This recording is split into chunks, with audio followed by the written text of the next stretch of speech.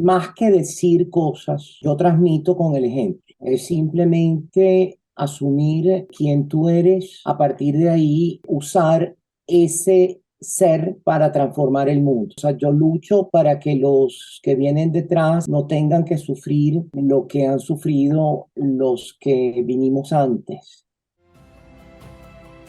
Bienvenidos a Tikkun Talks, un espacio donde conversamos sobre Tikkun, que en hebreo significa reparación.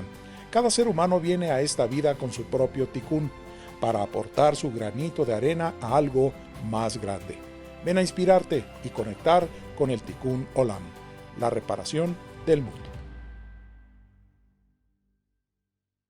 Hola, hoy conversamos sobre cambio de género, visibilidad transgénero, derechos humanos, activismo para la comunidad LGBT y diversidad en general, que es uno de los temas pilares aquí en Tikkun Talks.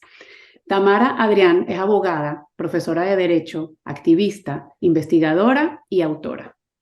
Tiene un currículum desbordante de logros en el ámbito legal y de trabajo voluntario en organizaciones sin fines de lucro y en multilaterales como la ONU, la OEA y la Organización Mundial de la Salud.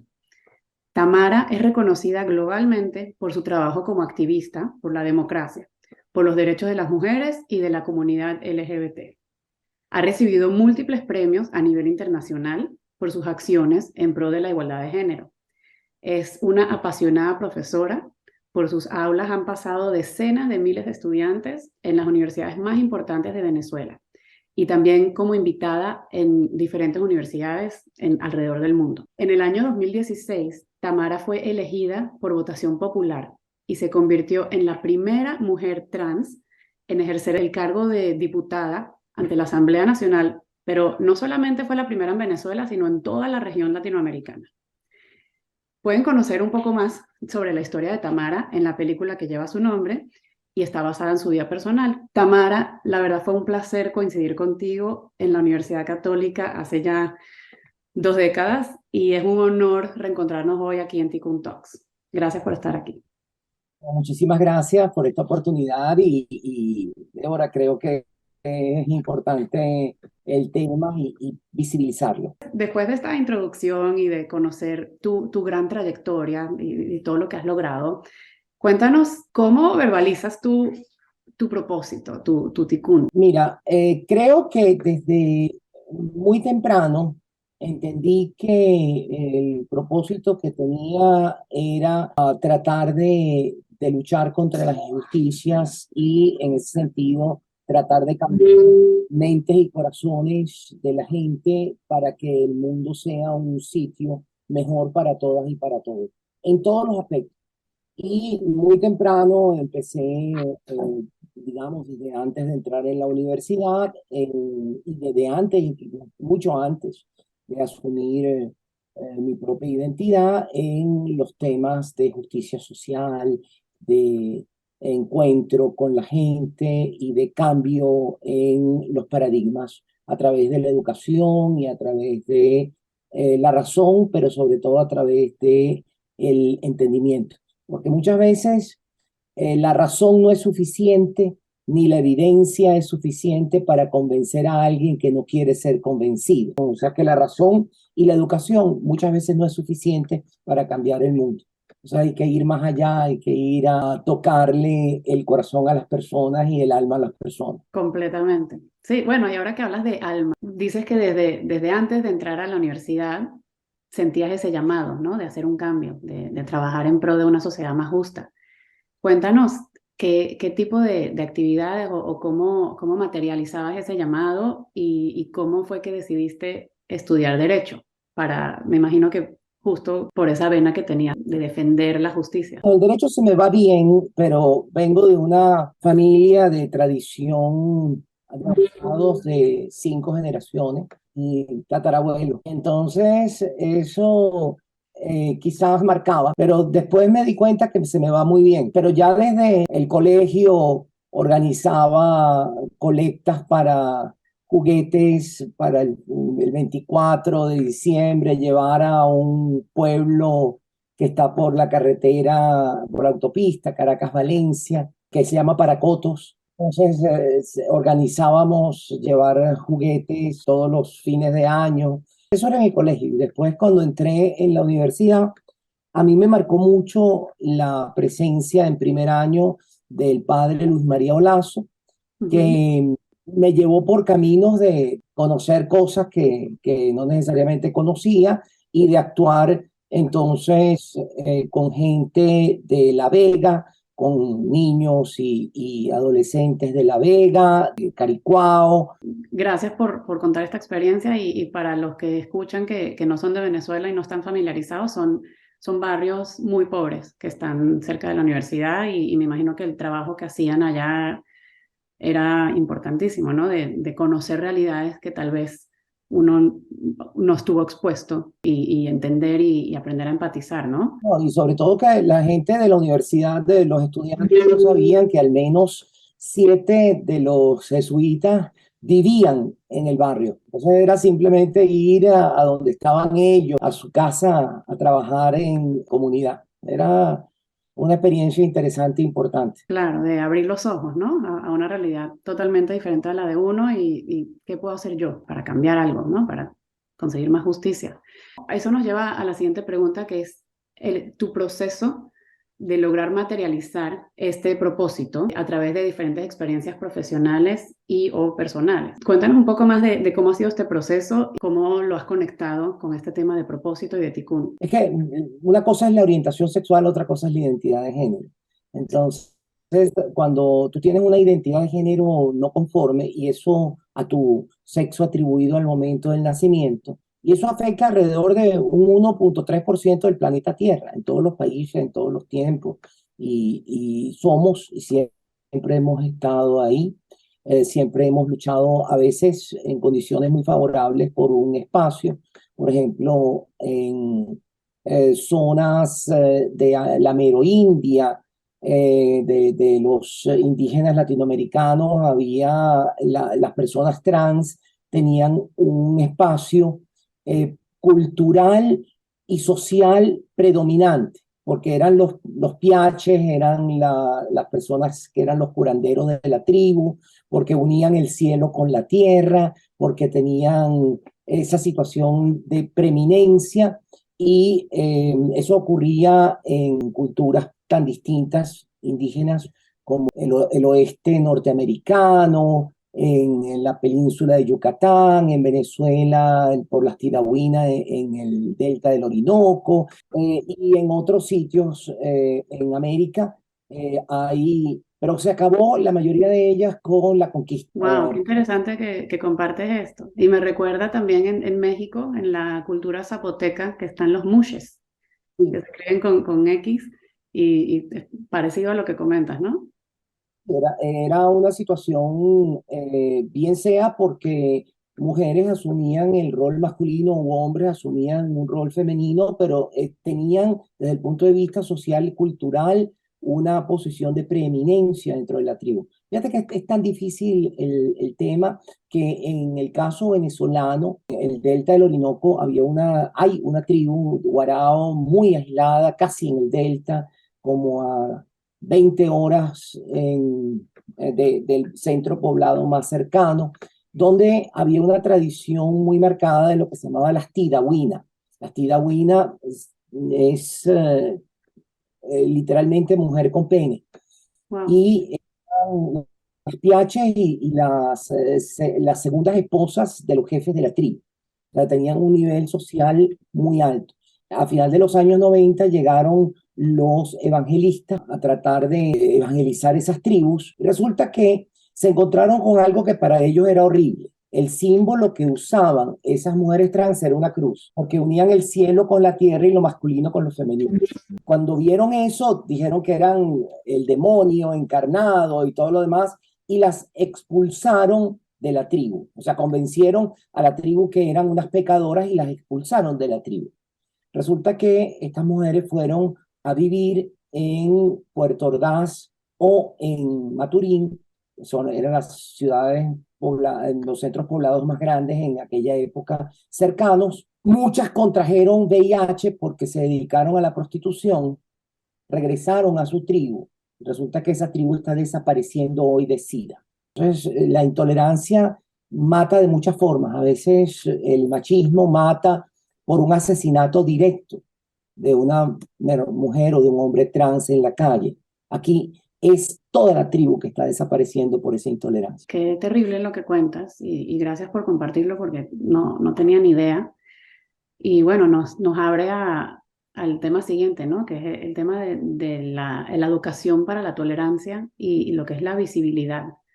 Yo puedo compartir anecdóticamente que yo estaba en la Universidad Católica el año en el que tú regresaste, ya como Tamara, y no me tocó tenerte como profesora porque no estudié Derecho, pero para mí tuvo un impacto, ¿no? Tuvo un impacto importante el saber que había una profesora transgénero enseñando en la Universidad Católica y en esa época cuando todavía no estaba como tan abierto el espacio para hablar de estos temas, ya mi mente empezó a abrirse y a buscar y a tener curiosidad y a tener empatía y ganas de conocer más, ¿no?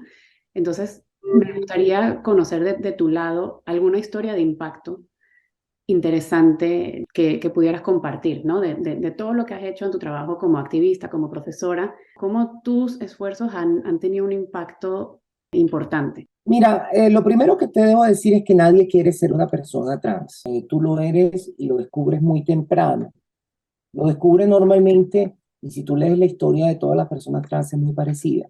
Y empiezas a tratar de ocultarlo, porque te encuentras con una realidad muy dura, que es la transfobia, y que te impide que tú hables libremente. Hoy afortunadamente empiezan a haber familias, están mucho más abiertas, empiezan a conocer del tema y empiezan a apoyar a sus niñas y niños trans. Me acuerdo a los 4 o 5 años rezar para amanecer niña, porque si Dios era todopoderoso, pues al día siguiente yo amanecería niña. Al mismo tiempo me ponía a llorar porque decía, bueno, pero es que si mañana amanezco niña, me van a botar de la casa porque no me van a reconocer.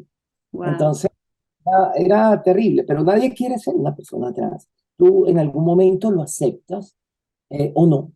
Hay gente que lo acepta muy tardíamente o nunca lo acepta, nunca decide asumir la persona que tú eres, a pesar de lo que implica desde el punto de vista social y cultural. Entonces, encontrar las barreras en los paradigmas sociales creo que es lo más notorio, pero además de darse cuenta de que eso que los sociólogos modernos llaman las interseccionalidades y el agravamiento o no de situaciones de discriminación o la mejoría en situaciones de discriminación debido a esas interseccionalidades es real, es real. Es decir, no es lo mismo ser una persona trans, pobre, sin educación, a lo mejor de una etnia minoritaria, de a lo mejor con discapacidad, a lo mejor que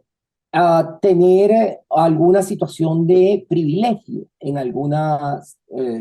Entonces puedes tener que una discriminación frente a un privilegio equilibra situaciones, equilibra. El hecho de ser profesora, educadora, de ser abogada reconocida, de tener un doctorado, me daba privilegios que cuando decido, porque ya es una cuestión de vida o muerte, digo, o sea, eres o no eres, y no ser es simplemente o morir en vida o matarte. Ninguna de las dos cosas veía como opciones. O sea, no quería morir viviendo, no quería dejar de vivir también matándome. Entonces, era asumir los costos. Pero sin duda alguna hay una verdad en esa ponderación que ocurre con las interseccionalidades. Y yo creo que eso es lo que me ha permitido, y ahí concretando a tu pregunta, que ha permitido verbalizar, educar, porque ya yo era educadora, actuar de una forma que en la mayoría de las personas trans no pueden porque han sido excluidas del sistema educativo o del sistema laboral muy temprano y carecen entonces de las armas intelectuales que permitan actuar efectivamente a los niveles en que tiene que actuar. O sea, ahí hay que entender que eso que mencionas del ejemplo, de buscar el punto donde la gente empieza a entender esas situaciones de discriminación y de privilegio y el balance entre unas y otras. Exactamente, Lara. Gracias por compartirlo de forma tan clara y elocuente. Y sí, en realidad la visibilidad educa y eso es lo que yo veo como tu tikkun, como tu forma de venir a reparar este mundo con tanta injusticia y tanta ceguera a no querer ver lo diferente, ¿no? El verte a ti como abogada profesional exitosa es inspirador. Hablar de inspiración y recordar lo que dijiste de que le pedías a Dios que querías amanecer como niña me lleva a preguntarte, en todo este proceso de evolución y de crecimiento, ¿qué rol ha tenido la espiritualidad? Mira, durante mucho tiempo yo estuve muy cerca de las espiritualidades de naturaleza religiosa. Y ahí de nuevo rindo homenaje al padre Luis María Olazo, porque, bueno, primero él me hizo conocer la teología de la liberación, me hizo conocer las multiculturalidades espirituales, me hizo conocer a Teilhard de Chardin, un cura jesuita que vivía en China, que tenía una posición muy interesante sobre el tema de las espiritualidades y las religiones, diciendo las religiones atan, las espiritualidades liberan. Hablar de cosas tan difíciles como, oye Luis, ¿tú crees que existe Dios? Bueno, a veces sí, a veces no, el tal, o sea, que el cura te diga, sí, a veces creo que sí, a veces creo que no, pero tengo mi momento de duda por esto y por esto y por esto, y entrar en esos niveles de discusión De discusiones muy elevadas, sí. sobre los temas de las espiritualidades originarias, de los pueblos originarios, de las distintas espiritualidades, el rol de las religiones como mecanismo de opresión de los seres humanos, porque las religiones en general se establecen sobre la modalidad de jerarquías y al un sistema jerárquico hay alguien que está encima de otro y a partir de ese momento el que está encima es capaz de dictar el comportamiento del que está por debajo. Y en ese momento la religión se convierte en un sistema de opresión.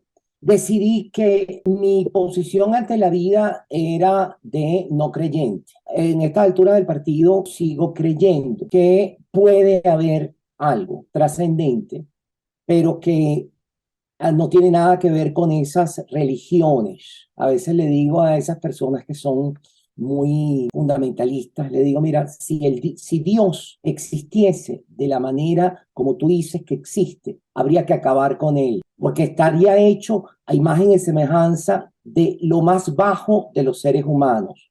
Sería misógino, racista, esclavista, xenófobo, intolerante, o sea, sería cualquier cosa menos amor y respeto. O sea, eso que tú dices que es Dios para ti, para mí parece ser lo peor del ser humano idealizado.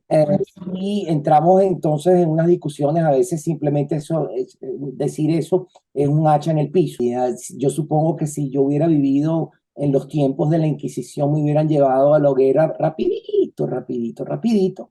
Completamente, pero sabes que viéndole el lado bonito y positivo a todo esto, sí tienes razón, que lo más importante es quitarnos esa forma fundamentalista de ver las cosas. Qué bonito que compartes esta experiencia tan abierta y de conversaciones de todo tipo con el padre Luis Olazo. Y sí, o sea, sí podemos tener esperanza de que se pueda hablar de religión y se puede hablar de temas de LGBT y de transgénero a la vez, como por ejemplo también estaba viendo unos textos del judaísmo que dicen que interpretaciones, ¿no? Ni el cuerpo ni ningún órgano en específico define al ser humano. Este es solo un vehículo que contiene al espíritu, el alma, esa sabiduría interna y todos esos conocimientos y pensamientos que nos dan esa definición verdadera de lo que es la humanidad, de lo que cada uno expresa sin importar este vehículo, ¿no? Este saco de huesos que nos contienen, ¿no? Me gustaría ahorita que nos contaras por qué escogiste Tamara como nombre. Mira, sonoridad, porque se pronuncia igual en todas las lenguas, porque después me enteré el origen etimológico es la datilera del desierto, eh, Exactamente. muy usado en todo el Medio Oriente, Sí, tanto por musulmanes como por judíos. sí, Entonces, es un nombre que también sale en la Biblia. Y sí, o sea, justo estaba buscando la etimología y representa esa belleza, esa forma tan regia que tiene la palma datilera de pararse y libre, orgullosa, feliz y que simboliza victoria, triunfo, paz y vida eterna, que lo leí, lo relaciono mucho contigo y con tu trayectoria, ¿no? Que merece la inmortalidad, porque te has preparado y has trabajado fuerte para no solo conseguir tus logros, sino abrirle las puertas a todas las nuevas generaciones que vienen y a este cambio y constante evolución que está viviendo la sociedad. Es un nombre que por sonoridad te pega muy bien, pero por todo lo que representa también. sí, me gusta la sonoridad y me gusta el significado. Para ir cerrando, me gustaría que nos compartieras algunos consejos para quienes están escuchando sobre cómo conectar con su ticún, con su propósito y poder integrarlo tanto a nivel personal como de carrera. Y sobre todo, ¿qué consejo le darías a jóvenes transgénero que están interesados en involucrarse en la política? Yo creo que más que decir cosas, yo transmito con el ejemplo. Es simplemente asumir quién tú eres, a partir de ahí usar ese ser para transformar el mundo. O sea, yo lucho para que los que vienen detrás no tengan que sufrir lo que han sufrido los que vinimos antes. Y creo que está pasando poco a poco. Creo que de alguna manera sucede. Hay espacios donde creo que tenemos esperanza. Hay otros donde, en cambio, no. Por ejemplo, lo que está pasando desafortunadamente en Estados Unidos, donde los movimientos fundamentalistas asociados fundamentalmente al Partido Republicano están promoviendo leyes, particularmente en alrededor de 40 estados en contra de las personas trans. Nos lleva a pensar por qué las personas trans, porque esa minoría de un 1% es el objeto de ese odio, el objeto de esa lucha. Y la razón es muy sencilla, porque es que con nuestra sola existencia ponemos en duda el principio básico del patriarcado, que es la división dicotómica entre macho y hembra, Sí, y el que permite el ejercicio del poder hegemónico por parte del hombre contra la mujer. Y en la sola existencia de las personas trans está cuestionado la base de ese principio. Y yo creo que de ahí viene ese odio, ese objetivo estratégico, porque en definitiva lo que quieren es proteger el patriarcado como estructura de dominación. sí, como dices, más que odio es miedo, es ese miedo a lo diferente y a romper con el status quo. Y ahí es donde se ve el valor de tu trabajo y de todas las personas que son activas en estos movimientos, de esa voluntad integradora y de educar a las personas, no solamente en temas LGBTQ, sino en temas de tolerancia en general, de antirracismo, de todas las diferencias que nos catalogan a los humanos. Y al final, nadie tiene el monopolio de la verdad. Al entender y confrontar que cada quien tiene una forma de ver la realidad diferente, puede salir una visión colectiva, diversa y por ende innovadora, para poder seguir innovando y evolucionando como sociedad. Mira, León Felipe poeta español del tiempo de la Guerra Civil, tenía un poema muy, muy cortito, que yo creo que resume todo lo que has dicho. El poema dice así: yo no sé muchas cosas, es verdad, digo tan solo lo que he visto. Y he visto que la cuna del hombre la mecen con cuentos, que los gritos de angustia del hombre los taponan con cuentos, que los huesos del hombre los entierran con cuentos. Yo no sé muchas cosas, es verdad, pero me han dicho todos los cuentos y sé todos los cuentos. Gracias por compartirlo. Y sí, en eso está la clave, en qué tipo de cuentos vamos a contar, en tener la apertura de escucharlos todos y crear el nuestro propio, ¿no? De la importancia del storytelling. Y la verdad ha sido un placer aprender de tu historia y cerrar con este poema tan conciliador, como dices. Gracias, Tamara. Gracias a ti. Gracias por compartir con nosotros en Tikkun Talks, Reparando el Mundo.